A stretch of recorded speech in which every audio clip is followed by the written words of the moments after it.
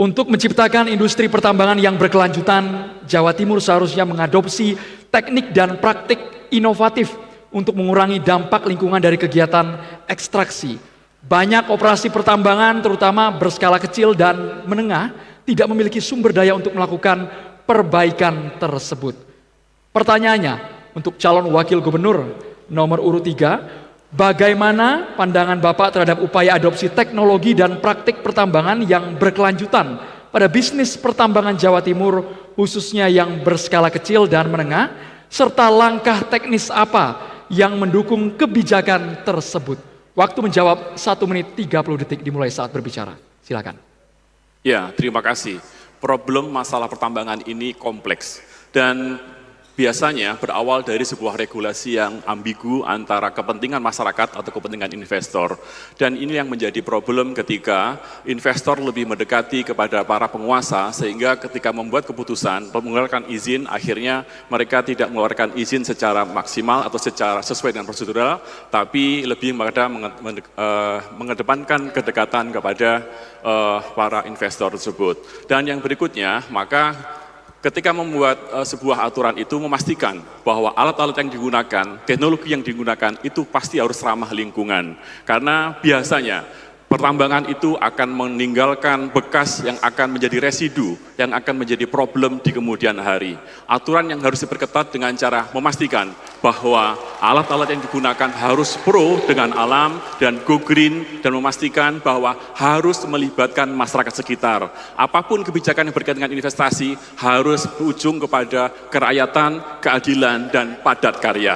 Inilah yang saya maksudkan, bagaimana kita bisa maksimalkan potensi alam yang ada di Jawa Timur ini, fokus untuk kesejahteraan masyarakat Jawa Timur, bukan untuk masyarakat yang lain.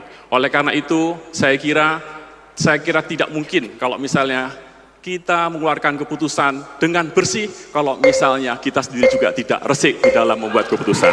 Terima kasih. Baik, waktu habis. Berikutnya kami persilakan kepada calon wakil gubernur nomor urut 2 untuk menanggapi jawaban calon wakil gubernur nomor urut 3. Waktu Anda 1 menit dimulai ketika berbicara.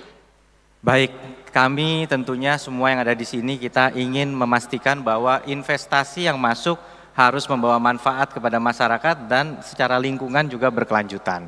Contohnya pada saat Bu Khofifah sebagai gubernur mendapat tawaran investasi yang besar di salah satu kabupaten perbatasan antara Jawa Timur dan Jawa Tengah, tapi tahu bahwa pabrik itu akan mengekstraksi air tanah yang luar biasa dan berdampak pada pangan, beliau mengatakan jangan, tidak. Nah, ini adalah bentuk sustainability.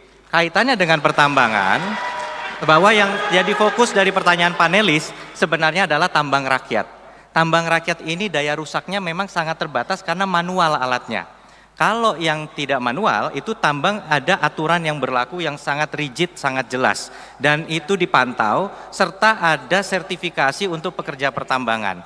Ada jaminan reklamasi yang harus diikuti dan kalau dia tidak melaksanakan reklamasi, hukumannya juga ada, sanksi pidananya juga ada. Waktunya habis. Selanjutnya kami persilakan kepada calon wakil gubernur nomor urut 1 untuk menanggapi jawaban calon gubernur nomor urut 3. Waktu 1 menit dimulai saat berbicara. Silakan. Baik, terima kasih. Pertama, kami ingin memastikan bahwa di Jawa Timur ini terkait sektor pertambangan harus menggunakan prinsip yang disebut sebagai good mining practices. Itu yang pertama adalah mengembalikan area pasca tambang ke fungsi asalnya, yaitu reboisasi, konservasi dan seterusnya. Kemudian yang kedua, edukasi bahaya penggunaan bahan kimia. Kemudian yang tiga, penggunaan kendaraan dan alat-alat pertambangan dengan menggunakan energi baru dan terbarukan. Kami juga berkomitmen sesuai dengan Undang-Undang HKBD nomor 1 tahun 2022, ada mandat option pajak MBLB, mineral bukan logam dan batuan, dan Perda nomor 8 tahun 2023 di pasal 49 menetapkan tarif option pajak MBLB 25%. Kami pasangan Lulu Lukman berkomitmen 100% dana yang didapat dari option pajak MBLB akan dialokasikan untuk konservasi lingkungan. Waktunya habis. Berikutnya kami persilakan kepada calon wakil gubernur nomor urut 3 untuk merespon tanggapan calon wakil gubernur nomor urut 2 dan 1. Waktu Anda 1 menit dimulai ketika berbicara. Silakan. Andaikan saja aturan itu betul-betul ditetapkan dan ditaati oleh pimpinan dan juga masyarakat dan juga aparat yang ada, tidak akan ada kasus penggalian-penggalian liar yang ada di Lumajang ataupun di daerah yang lain.